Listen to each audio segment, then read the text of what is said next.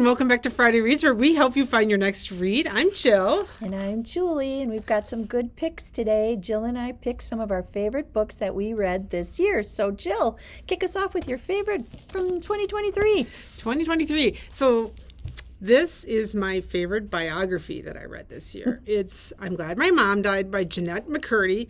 It was kind of a surprise to me. I thought it was a joke when I picked it up, and it is kind of a joke, but because she's very funny. But anyways, this was my favorite biography. Jeanette McCurdy was 6 years old when she had her first acting audition. Her mother's dream was for her only daughter to become a star, and Jeanette would do anything to make her mother happy. So she went along with what Mom called calorie restriction, eating little and weighing herself 5 times a day. She endured extensive at-home makeovers while Mom chided, "Your eyelashes are invisible, okay? You think Dakota Fanning doesn't tint hers?" She was even showered by Mom until age 16 while sharing her diaries, email, and all her income. Oh, my goodness. And I'm Glad My Mom Died. Jeanette recounts all this in unflinching detail, just as she chronicles what happened when a dream finally comes true. Cast in a new Nickelodeon series called iCarly, she is thrust into fame. Though Mom is ecstatic, emailing fan club moderators and getting a first-name basis with the paparazzi, hi Gail, Jeanette is riddled with anxiety, shame, and self-loathing, which manifests in eating disorders, addiction, and a series of unhealthy relationships. These issues only get worse when soon after taking the lead in the iCarly spinoff Sam and Cat, alongside Ariana Grande, her mother dies of cancer. Finally, after discovering therapy and quitting acting, Jeanette embarks on a recovery and decides for the first time in her life what she really wants.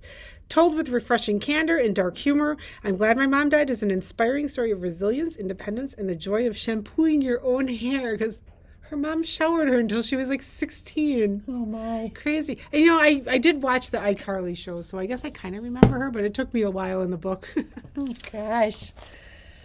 And my first pick is a thriller. And this is The Housemaid by Frida McFadden, and this is the first book in the Housemaid series. Welcome to the family, Nina Winchester says as I shake her elegant, manicured hand. I smile politely, gazing around the marble hallway. Working here is my last chance to start fresh. I can pretend to be whoever I like, but I'll soon learn that the Winchester secrets are far more dangerous than my own. Every day I clean the Winchesters' beautiful house top to bottom. I collect their daughter from school, and I cook a delicious meal for the whole family before heading up to eat alone in my tiny room on the top floor. I try to ignore how Nina makes a mess just to watch me clean it up, how she tells strange lies about her own daughter, and how her husband Andrew seems more broken every day.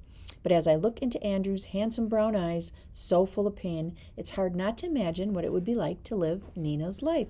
The walk-in closet, the fancy car, the perfect husband.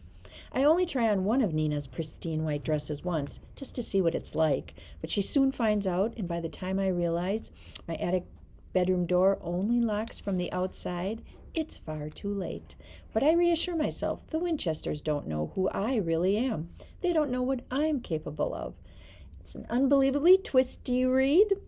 I like this one. I stayed up late to finish this book, and I read the sequel to this too. So check out if you want a thriller and you haven't read The Housemaid. It's kind of been popular here at the library. So check out this one, The Housemaid. That one totally set me down a Frida McFadden thing. Yeah, I read a lot of books by her. Me too. They're great, and they're not long, too. No, they're fast reads for you, and they keep you. They keep you glued to the page to see what happens. You don't know what's going to happen. The twist is quite different. So this one's going to look familiar, because probably my book hangover led to one of our things. Remarkably Bright Creatures by Shelby Van Pelt, in which one of the main characters is a giant Pacific octopus. It's just weird, but it works. After Tola Sullivan's husband died, she began working the night shift at the Sewell Bay Aquarium. Mopping floors and tidying up, keeping busy has always helped her cope, which she has been doing since her 18-year-old son Eric mysteriously vanished on a boat in Puget Sound over 30 years ago. Tova becomes acquainted with a curmudgeonly Marcellus, a giant Pacific octopus living in the aquarium. Marcellus knows more than anyone can imagine, but wouldn't dream of lifting one of his 8 arms for his human captors until he forms a remarkable friendship with Tova. Ever the detective, Marcellus deduces what happened the night Tova's son disappeared, and now Marcellus must use every trick in his old invertebrate body he can muster to unearth the truth for her before it's too late. Shelby Van Pelt's debut novel is a debut novel, which I love debut novels too. I think I think authors have passion for their first projects. It's a gentle reminder that sometimes taking a hard look at the past can help uncover a future that once felt impossible. So, Remarkably Bright Creatures, if you haven't read it. Fan favorite. My second pick is a series that I read that I really enjoyed this book, and this is A World of Curiosities by Louise Penny, and this is the 18th book in that series. Wow. So it's spring and Three Pines is reemerging after the harsh winter, but not everything buried should come alive again. Not everything lying dormant should reemerge, but something has. As the villagers prepare for a special celebration, Armand Gamache and Jean Guy find themselves increasingly worried. A young man and woman have reappeared in their lives after many years. The two were young children when their troubled mother was murdered, leaving them damaged, shattered. Now they've arrived in the village of Three Pines. But to what end? As Chief Inspector Gamache works to uncover answers, his alarm grows when a letter written by a long-dead stonemason is discovered. In this letter, the man describes his terror when breaking up an attic room somewhere in the village of Three Pines. Every word of the 160-year-old letter is filled with dread. When the room is found, the villagers decide to open it. As the bricks are removed, Gamache, Jean Guy, and the villagers discover a world of curiosities. But the head of homicide soon realizes there's more in that room than meets the eye. There are puzzles within puzzles, and hidden messages warning of mayhem and revenge. In unsealing that room, an old enemy is released into their world, into their lives, and into the very heart of Armand Gamache's home. So, I really like this book. I've read the whole series. There's some that I like more than others, and this was a winner in my eyes. So my next one is a thriller, which I'm not normally a thriller lover, but I read some good ones this year, and this was among them. Alice Feeney's Daisy Darker. After years of avoiding each other, Daisy Darker's entire family is assembling for Nana's 80th birthday party in Nana's crumbling Gothic house in a tiny tidal island. Finally back together one last time, when the tide comes in, they will be cut off from the rest of the world for 8 hours. The family arrives, each of them harboring secrets.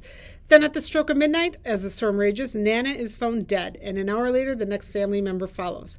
Trapped on an island where someone is killing them one by one, the Darkers must reckon with their present mystery as well as their past secrets before the tide comes in and all is revealed. With a wicked wink to Agatha Christie's And Then There Were None, Daisy Darker's unforgettable twist will leave readers reeling. It left me reeling. It was really good. Yeah, I like that one too. I listened to that one. I also listened to my next pick, which was part of Oprah's book club and a Pulitzer winner, and this is Demon Copperhead by Barbara Kingsolver. Anyone will tell you the born of this world are marked from the get out, win or lose. It's set in the mountains of southern Appalachia and is the story of a boy born to a teenage single mother in a single-wide trailer with no assets beyond his dead father's good looks and copper-colored hair, a caustic wit, and a fierce talent for survival. In a plot that never pauses for breath, relayed in his own voice, he braves the modern perils of foster care, child labor, derelict schools, athletic success, addiction, disastrous love, and crushing losses.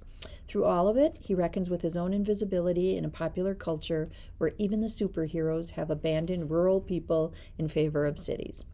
Many generations ago, Charles Dickens wrote David Copperfield from his experience as a survivor of institutional poverty and its damages to children in his society.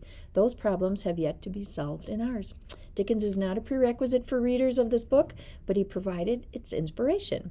In transposing a Victorian epic novel to the contemporary American South, the author enlists Dickens' anger and compassion, and above all, his faith in the transformative powers of a good story.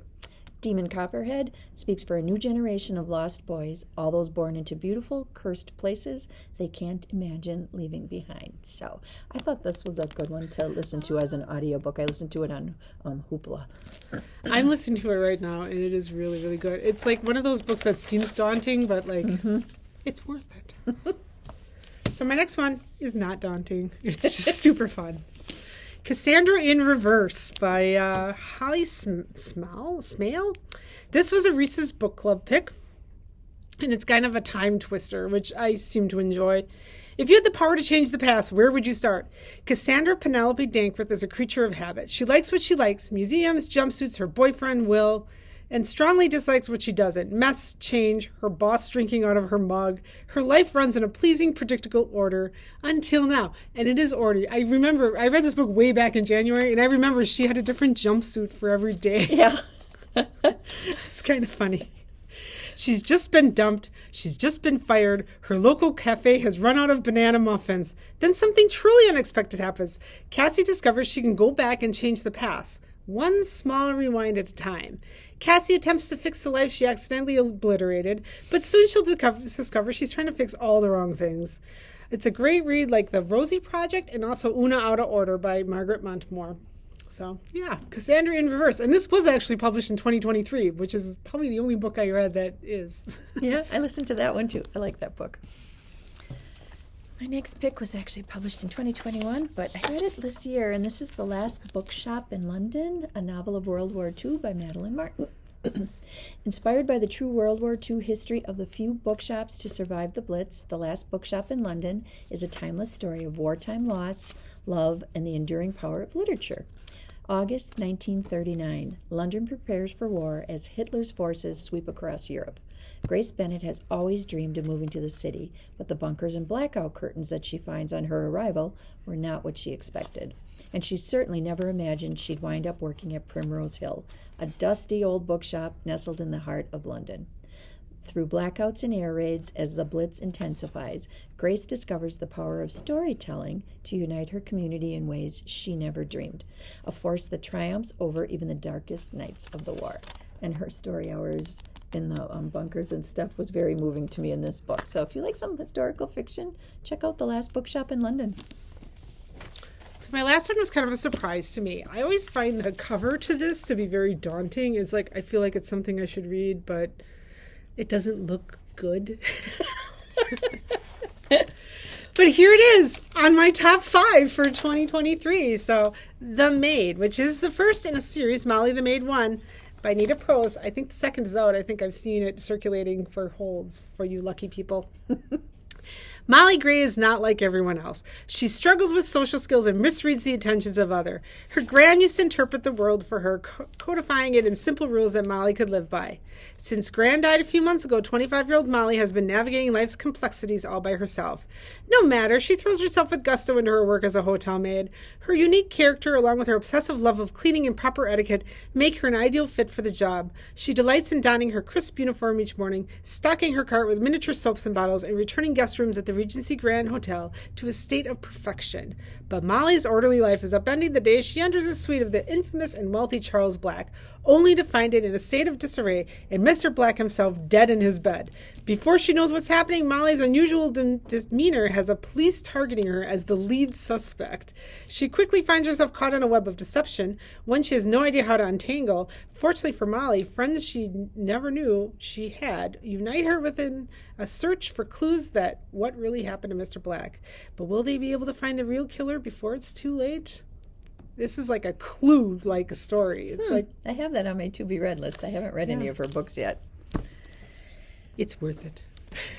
My last pick is a classic. And you know, if you follow our videos, you know that I start every year with a classic. So this year I read To Kill a Mockingbird, and I have to still say it was one of the best books I read this year. Yeah, so it's the unforgettable novel of a childhood in a sleepy southern town and the crisis of conscience that rocked it. To Kill a Mockingbird became both an instant bestseller and a critical success when it was first published in 1960. It's written by Harper Lee. It went on to win the Pulitzer in 1961 and was later made into an Academy Award-winning film, also a classic. It's compassionate, dramatic, and deeply moving. This book takes readers to the roots of human behavior, to innocence and experience, kindness and cruelty, love and hatred, humor and pathos. Now with over 18 million copies in print and translated into 40 languages, this story by a young Alabama woman claims universal appeal. Harper Lee always considered her book to be a simple love story. Today it's regarded as a masterpiece of American literature. So, did you see this? I did see the play, yeah, and it was in Milwaukee too. Yeah, So and that was really good. The version that came to the Performing Arts Centers, so that was fun. Also, I feel like it was close to the book too. Yeah, it's a good one. So we hope we gave you some good ideas. If you haven't read some of these books, take a look at some of our favorite picks of the books we read in 2023. Find our video on our Facebook page, our YouTube channel, and next week we're going to give you some of the other staff's picks and their favorite books that they read, so stay tuned for that. And until next time, thanks for watching. Bye.